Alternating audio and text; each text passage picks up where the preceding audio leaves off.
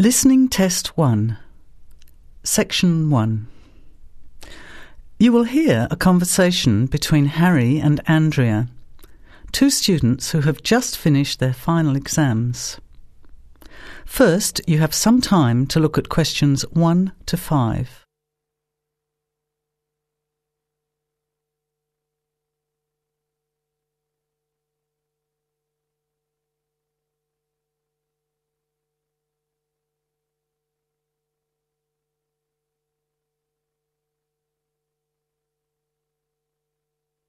Notice that an example has been done for you.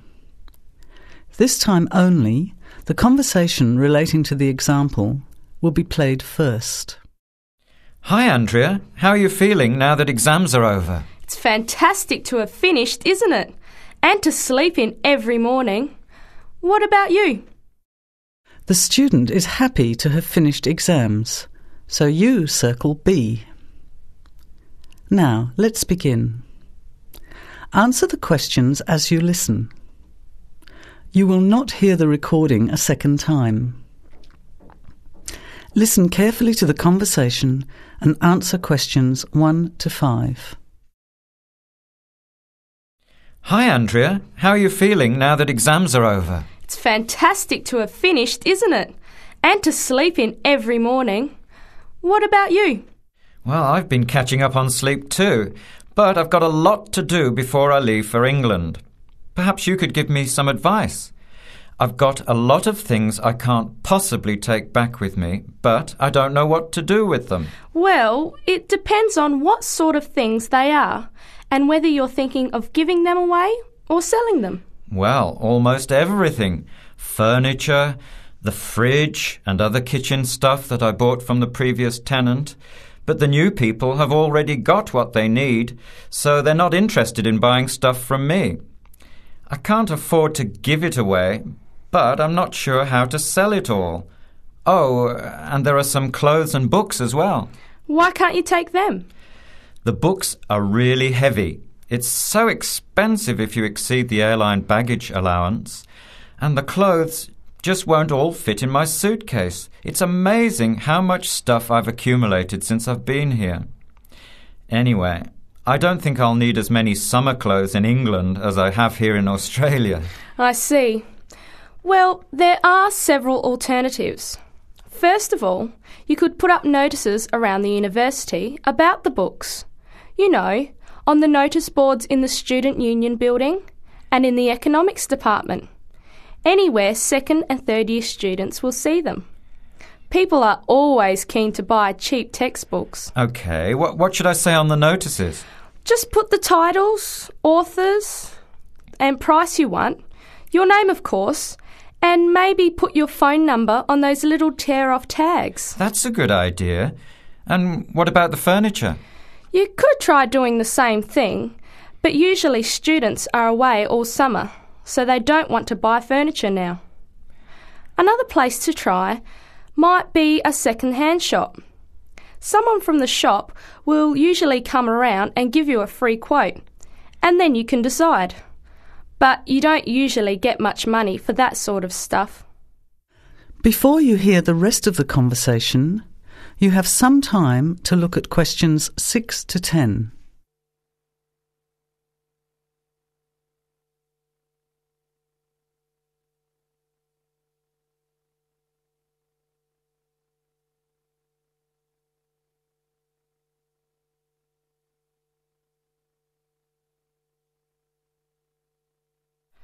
Another alternative is to put an advertisement in the Trading Post. Do you know that paper? It comes out every week advertising things people want to sell.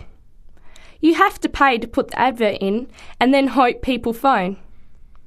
Give them as much information as possible, and if they're interested, invite them to come and have a look.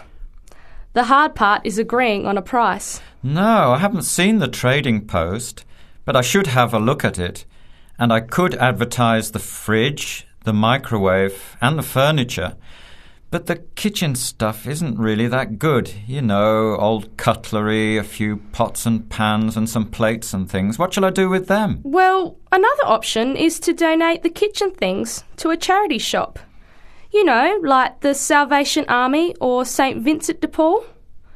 Why don't you get a second-hand shop to give you a quote first? Yes, I could do that. Find out how much they'll give me and then decide whether to sell them or give them away.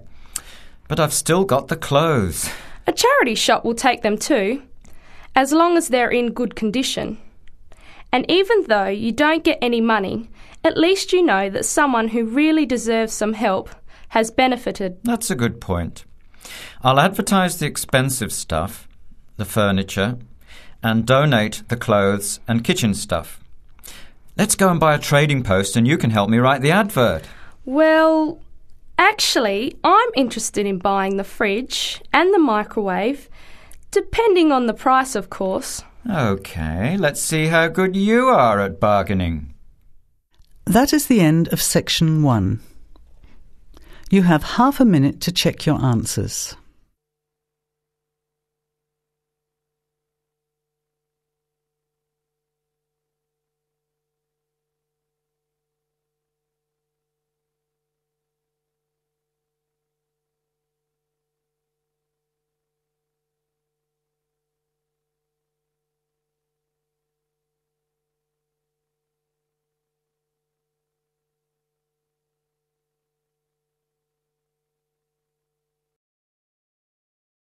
Now, turn to Section 2. Section 2. You will hear a phone conversation giving information about a health and fitness centre. Before you hear the talk, you have some time to look at questions 11 to 16.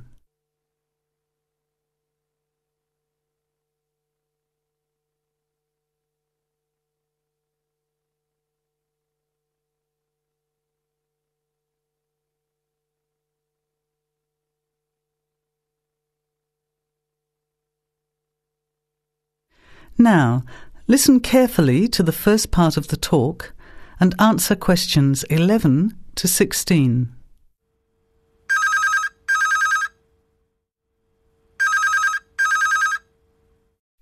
Hello? Hello, is that Miss Heidi Jones? Yes. Good morning, Miss Jones. I'd like to take a few minutes of your time to tell you about the Seven Oaks Health and Fitness Centre, which is in your suburb. Would that be convenient? Okay. Well, the centre's not far from you. It's on the corner of Marion Street and Giles Street and has a large car park. It's open every day of the week, opening on weekdays at 6 a.m. and at 9 a.m. at the weekend. It closes at 9:30 p.m. Monday to Friday and on Saturday at 4 p.m. and Sunday at 2 p.m. We also have childcare Monday to Saturday from 9 in the morning until midday for a small extra charge, so you can leave your children in safe hands while you attend one of our classes, or perhaps have a swim, or if you just want to relax in the spa and sauna or steam room. Talking of classes, we have a very wide range which are designed to suit all different levels of fitness and individual needs. I mentioned the pool just now. Well, in addition to swimming laps or just relaxing, we also offer aqua aerobic classes, which are 45-minute classes that use the therapeutic effects of water. This provides a very safe and effective exercise and is suitable for all fitness levels, as well as being a lot of fun. Many people who haven't been exercising for a while start in the aqua classes, as do people who need to take care after hospital surgery, for example. These classes are very popular and are scheduled every weekday, Monday to Friday, and on Saturday afternoon and Sunday morning. Another very popular activity in the pool area is learning to swim, and these swimming classes are held at 4 p.m. every weekday and in the mornings at the weekend. By the way, they're open to both adults and children of any age. Before the talk continues, You have some time to look at questions 17 to 20.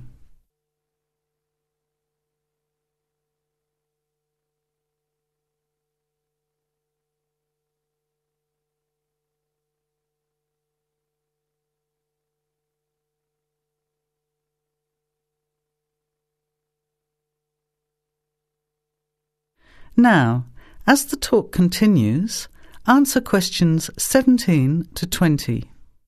Now, it would take too much of your time to tell you in detail about all our programs, as we have a very wide range of activities at different times. However, I'll just outline some of them. Our super circuit classes are extremely popular, and you get a good aerobic workout while toning your muscles. They're easy to learn, as you combine using hydraulic equipment with exercises guaranteed to give you a good cardio workout. The teachers are very good and there's a fun atmosphere. And the classes are very effective in assisting weight loss, relieving stress, lowering blood pressure and generally increasing fitness. Oh, and I haven't mentioned our range of aerobic and step classes of different types which suit all levels. Our specially designed aerobics room holds over 55 people, and our highly qualified and trained staff can advise you as to which class might suit you. We are inviting you to a free 1-week trial period when you can come and try any of the classes or activities before you make the decision to join. By the way, there is also a large and very well-equipped gym where we offer free fitness assessments, and you can have an individual program designed just for you. Also, the cardiovascular room has the latest range of machines which help you burn fat, increase your fitness, or just warm up. They're very popular, as you can forget all about the calorie burning by watching your favourite music videos on TV while you exercise. Right now we have a very special new member joining fee offer, which allows 2 memberships for the price of 1, a real bargain. So if you can, bring along a friend who'd like to get fit as well in time for summer. Come along and try us out. You can meet the staff. Try out some of the classes for a week, absolutely free. And then, if you like us, sign up for only $110 each for 6 months. Thanks for taking the time to learn about the centre, and I hope we'll see you there soon, Heidi. I'll put one of our brochures in the mail for you right now. Bye for now. That is the end of section 2.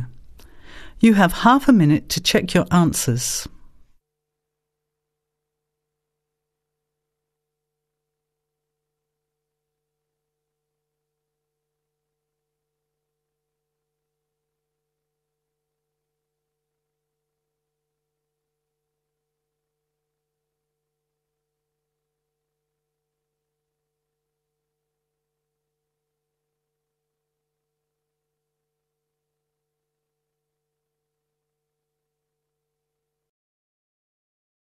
Now, turn to section 3. Section 3.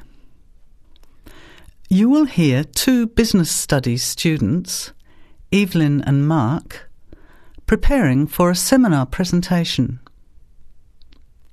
Before you hear the conversation, you have some time to look at questions 21 to 25.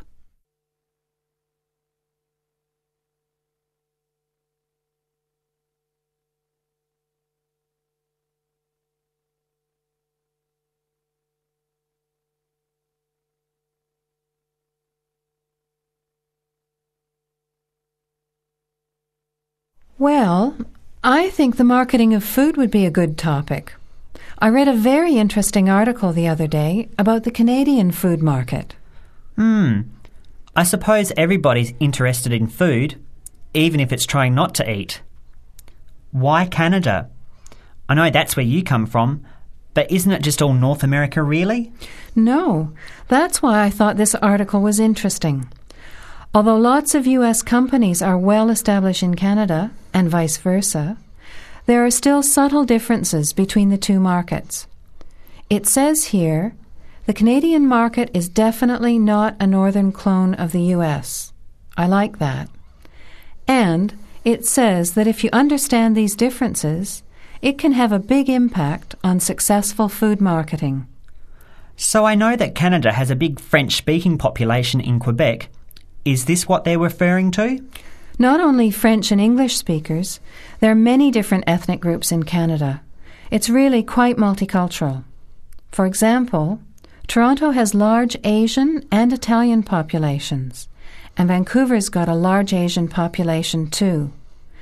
And because Canada's population is small, these groups make quite an impact, introducing new styles of cooking.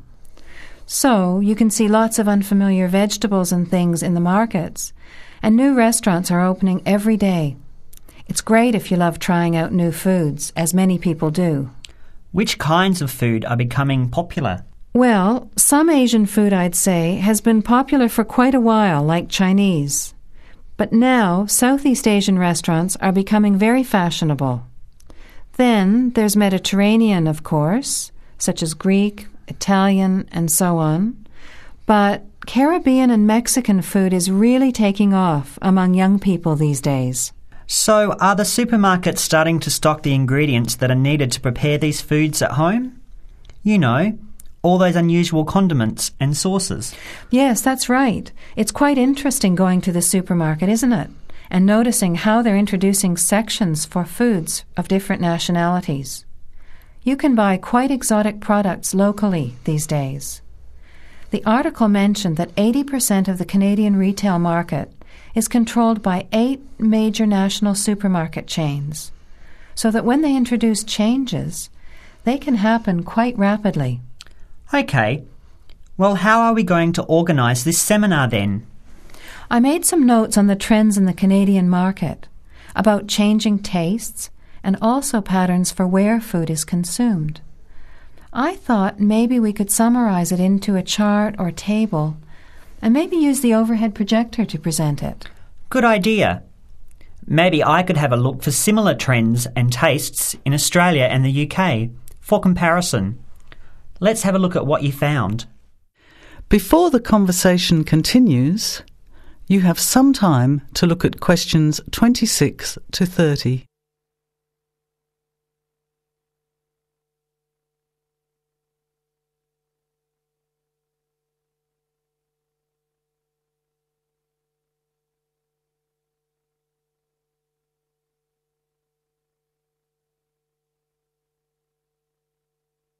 Now, as the conversation continues, answer questions 26 to 30. The most significant trend, it seemed to me, was that Canadians are definitely interested in healthy food. For example, did you know that salads are the 3rd most commonly eaten food in Canadian restaurants? Really? What about organic food then? Is that becoming more popular? Yes, it's definitely moving into the mainstream compared to a few years ago. And a recent survey showed that 4 out of 5 shoppers said that they check the fat and nutritional information on the packet when they're deciding what to buy. What other trends did you find out? There's one change I noticed straight away when I was home last year, in the meat department.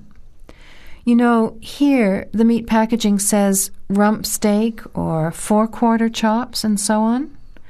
Well, they discovered that most consumers these days didn't know what to do with these roasts and rounds and ribs. So the government approved a new naming system for cuts of meat, which is related to the required cooking technique. What a good idea. I've never really understood the difference between sirloin, rump, round and all those names. So how many new categories are there? 8. There are 3 kinds of steak, for grilling, for marinating, and for simmering. And then there's what they call quick-serve beef, for stir-fries, I suppose. And premium oven roast, pot roast, and stewing beef. It's a great idea, isn't it? I hope it catches on here. I agree. Any other trends that you thought were significant? Well, what's really interesting is what the article called mobile meals. In other words, more and more Canadians are eating meals away from home, but not just eating more junk food. They're projecting a 40% increase in snack food sales over the next 3 years, and the growth is coming from healthy snacks. You know, the ones that have less cholesterol and fat, such as muesli bars, health food bars, and those types of products. Apparently, in the food marketing jargon, they're called nutritious portable foods, which means healthy snacks.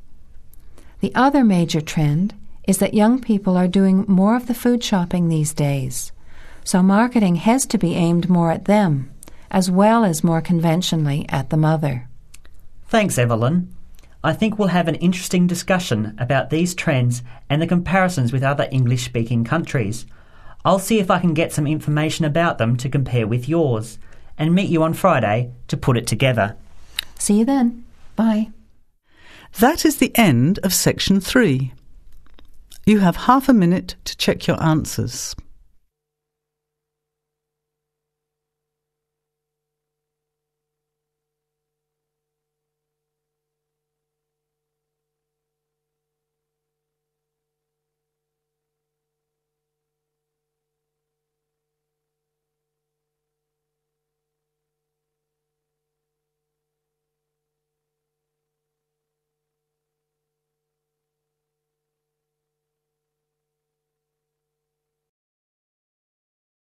Now, turn to Section 4. Section 4. You will hear a talk given by Dr. Miranda James. First, you have some time to look at questions 31 to 35.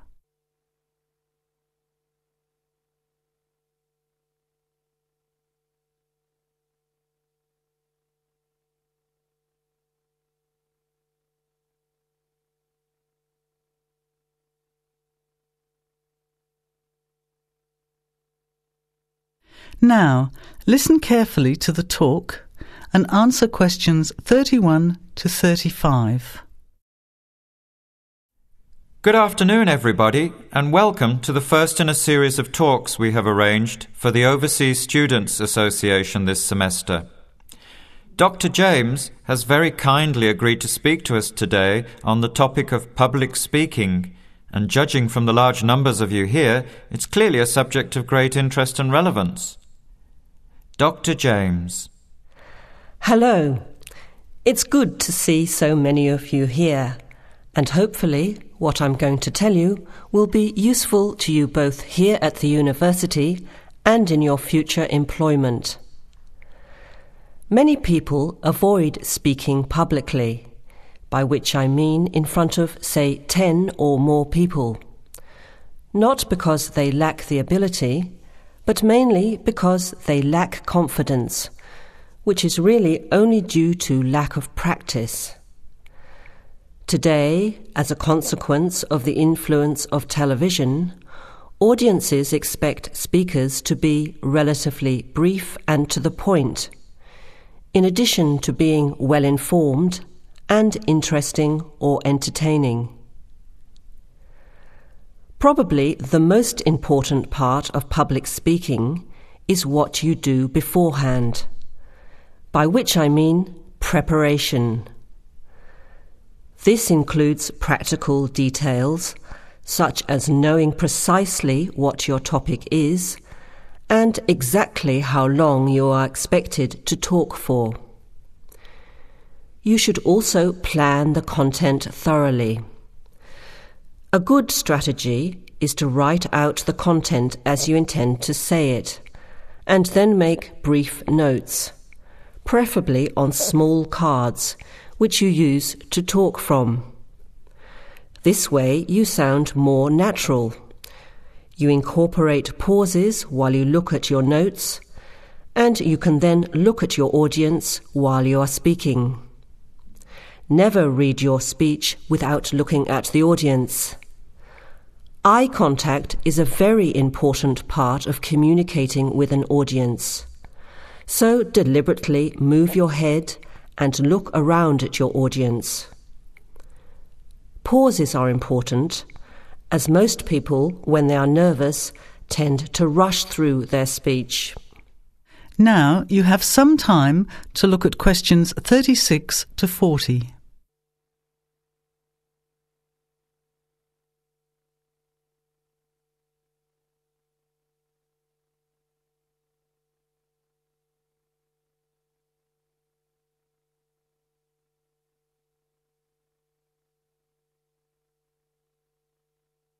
Now listen and answer questions 36 to 40.